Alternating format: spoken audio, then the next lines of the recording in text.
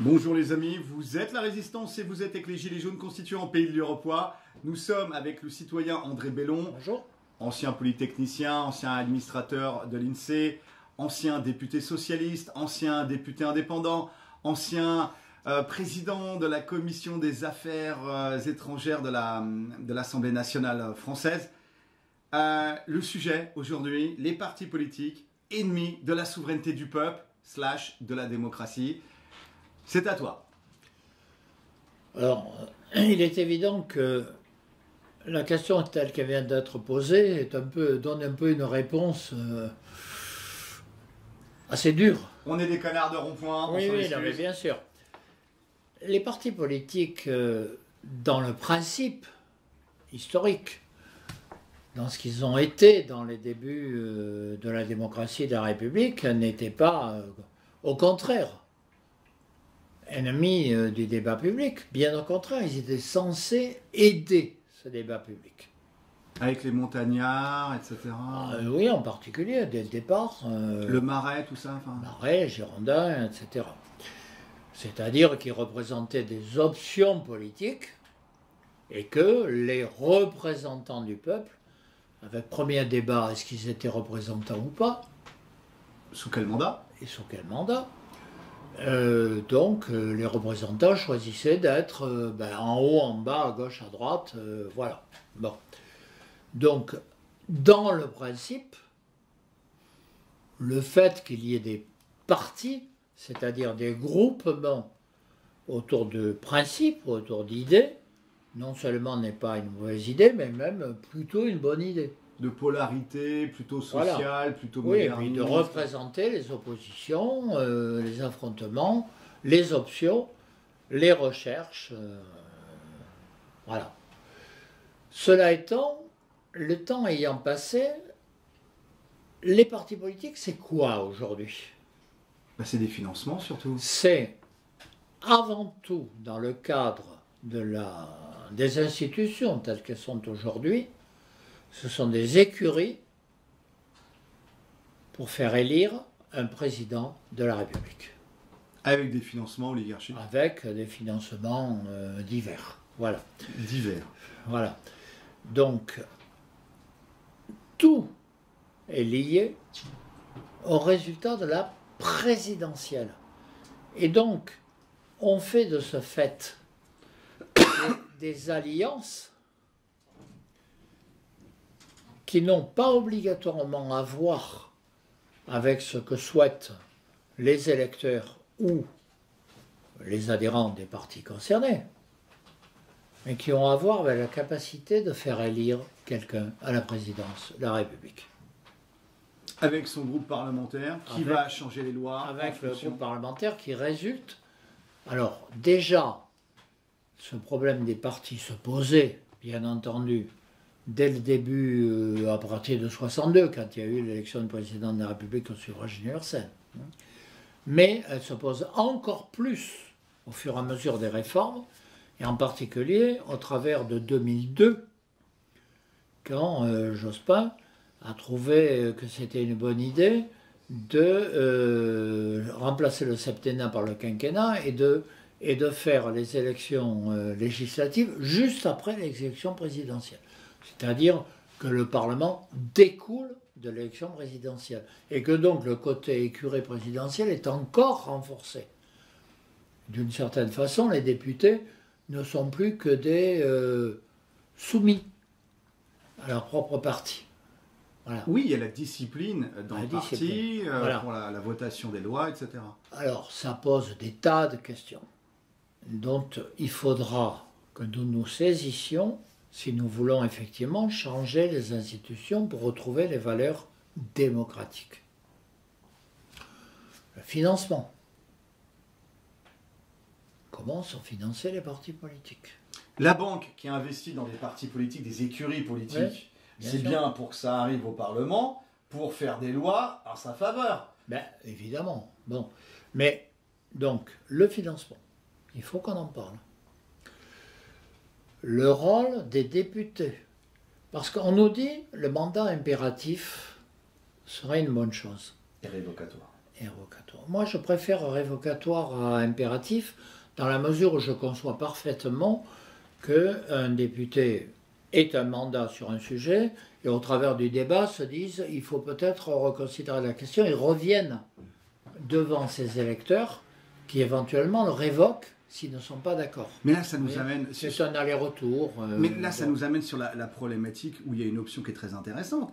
C'est où la charge de député n'est plus sur une personne, mais sur un groupe de personnes, un qui siège, un qui est dans la circo, un qui est en réserve ou en repos.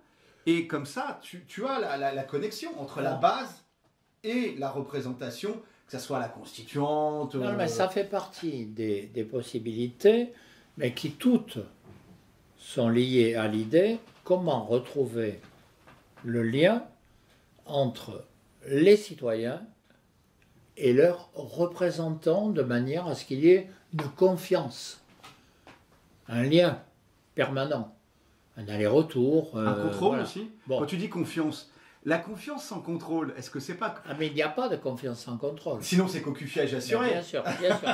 Non, mais quand je dis confiance, la confiance, ça s'organise. Comment c'est pas uniquement, c'est pas l'amour. C'est pas la passion fusionnelle. C'est pas la passion fusionnelle. C'est la confiance, c'est quelque chose qui est organisé, bien entendu. Alors, il y avait cette option qui avait été mise sur la table par certains... Mais attendez, je veux revenir sur un truc. Quand on dit mandat impératif, il n'y a pas de mandat impératif, on peut discuter comme je viens de le faire. L'article 27 de la Constitution. Mais il y a un mandat impératif aujourd'hui. Un mandat impératif du député par rapport, non pas aux citoyens, mais à leur parti. Comme en entreprise. À leur parti. C'est-à-dire qu'ils n'ont pas le droit de ne pas voter comme le décide leur parti. Est-ce que c'est une bonne chose? Est-ce que ça a toujours été comme ça? Non. Sous les régimes précédents, je ne dis pas, loin de là, que c'était idéal, bien entendu, mais il y avait une liberté du parlementaire supérieure à celle qu'elle est aujourd'hui. D'ailleurs, qui sont les parlementaires aujourd'hui? Souvent, quoi? Des attachés parlementaires? Des gens qui sont liés financièrement, professionnellement à leur parti. C'est de moins en moins des individus libres. Donc ça pose aussi la question du statut de l'élu, dont on parle tout le temps, mais dont on ne fait jamais. Où est la liberté? Parce que avoir un mandat par rapport aux citoyens, ça veut dire avoir une liberté économique. Ne pas être lié financièrement à leur parti, ce qui est souvent le cas. Ça, c'est mauvais. Donc, vous voyez toutes les questions que ça pose. Tu mets sur la table, finalement, les rémunérations. Là, oui, bien sûr. Les parlementaires disaient, nous, on est mieux rémunérés que le salaire médian, parce que ça nous évite la corruption. Alors, ça, c'est une très vieille question. Hein. Est-ce que effectivement, le fait d'être mieux payé évite d'être corrompu? Bon, j'avoue que j'ai pas une position... Toi, en tant que député, ancien député, qu'en penses-tu? Non, mais moi, j'ai pas... Non, moi, personnellement, enfin, je suis pas sûr que ça ait un intérêt fou, mais ma rémunération n'était pas très différente entre députés et entre hauts fonctionnaires. Donc, quelque part, je l'ai fait parce que je pensais que c'était utile à l'intérêt public. Mais je ne veux pas non plus jouer au petit singe, mais je n'étais pas dans la situation de tout le monde non plus. Hein. Il reste que, pour que l'élu soit libre, il faut par exemple qu'il ne soit pas dépendant de ceux qui peuvent empêcher qu'il retrouve un boulot lorsqu'il ne sera plus élu. Parce que, bon, il faut bien vivre. Bon, quelle est la possibilité de ne pas être dépendant du jour où on n'est plus élu? C'est une question qui n'est pas simple. Hein. Ça nous pose aussi la question de la professionnalisation de la politique. Absolument. Est-ce qu'il est bon d'être un professionnel? Je ne le pense pas. Comme la mère Le Pen ou le père Mélenchon, etc. Mais si on n'est pas un professionnel, ça veut dire quelque part que pour retrouver ce qui paraît normal et que je souhaiterais pour tout citoyen d'avoir un métier et une rémunération, que lui aussi en retrouve une, sauf qu'il a tué père et mère, bien entendu. Hein. Bon, est-ce que c'est le cas? Vous voyez? Donc, c'est pas des questions évidentes. Et la liberté est liée, la liberté du député, et donc la possibilité d'écouter, non pas son parti, mais ses mandataires, c'est-à-dire les citoyens qui lui ont donné mandat, est liée au fait qu'il n'est pas otage pour son propre avenir. Il faut réfléchir à ce genre de choses. Et de plus en plus, le système a dérivé dans le sens inverse. C'est-à-dire que le député est dépendant totalement du parti. Ça, c'est pas bon. Ah, c'est bon pour la banque, mais c'est pas bon pour la démocratie. Non, c'est très mauvais pour la démocratie. Le parti ne doit pas être, comment dirais-je, le dictateur de ses propres élus. Ça, ce n'est pas possible. Ça s'appelle les godillots, enfin les députés godillots. Oui, c'est ça, ben, ils votent. Et il y a une réflexion à faire sur l'indépendance du représentant.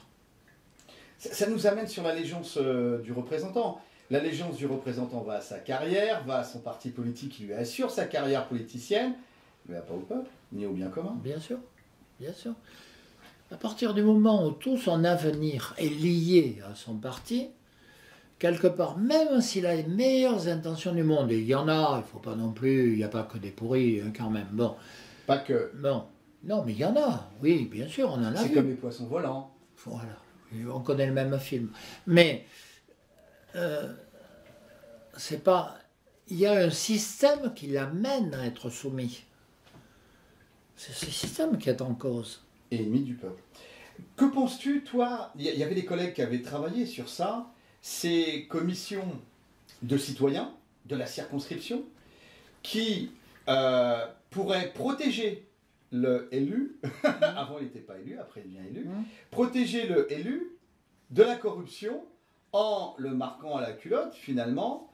C'est-à-dire que quand le gars sort de l'Assemblée nationale, quand il va aller dîner avec des call girls et avec le directeur de la BNP ou de la Farge ou ce que tu peux imaginer au niveau des pressions, du lobbying, etc., eh ben, il y a les 15 gars de la circonscription qui se relaient. Enfin, après, il y a des modalités, mais ça a été évoqué, ça a été pensé. Ces comités citoyens de la circonscription qui montent à la capitale pour... C'est pas encore effectif, mais ça a été déjà imaginé et conceptualisé pour aller protéger le représentant politique de la corruption qui est partout. Les femmes, l'argent, les honneurs. Je ne sais pas comment protéger des call girls, mais ça, c'est un débat assez compliqué. Mais... Bah, tu sais, quand les gars ils font des lives et quand le gars est marié... Au-delà des plaisanteries, voilà, bien sûr. Au-delà des plaisanteries, ça pose la question fondamentale, mais on l'évoque depuis le début, du lien entre le citoyen et son représentant. Alors, j'appelle ça la confiance. C'est un mot un peu galvaudé, mais moi je l'aime bien. Confiance sans C'est-à-dire, contrôle. oui, on a confiance l'un dans l'autre, d'une certaine façon. Il faut du contrôle. Et c'est une forme de contrôle. Alors, c'est un mot un peu moins sympathique, mais ça veut dire quelque part qu'on est amené à s'affranchir de la pression de son propre parti. Qu'est-ce qui se passe s'il y a un projet de loi? Le parti y tient, on ne le veut absolument pas, parce qu'on sait que les électeurs ne le veulent pas, parce que en votre âme et conscience vous êtes contre. Qu'est-ce qui se passe? Vous votez contre, qu'est-ce qui se passe? Est-ce que le parti peut avoir une répression par rapport à ça? Alors, ça s'est vu. Hein. Dans l'histoire de la France, il y a eu des périodes où les députés étaient libres de leur vote. Dans certains partis, pas tous, bien entendu, mais dans certains. Donc ça pose le problème de la liberté, de la discipline, Oui, c'est pas simple ce genre de questions, mais je crois qu'elles sont tout à fait d'actualité. Et que c'est là-dessus qu'il faut réfléchir. Citoyen, merci de toutes ces explications, merci de ton temps, Merci de toute cette connaissance que tu partages avec nous, avec ton expérience de député, de polytechnicien, de président de la Commission des Affaires étrangères de l'Assemblée nationale. Force et honneur, on ne lâche rien, bien évidemment. Merci. Aou!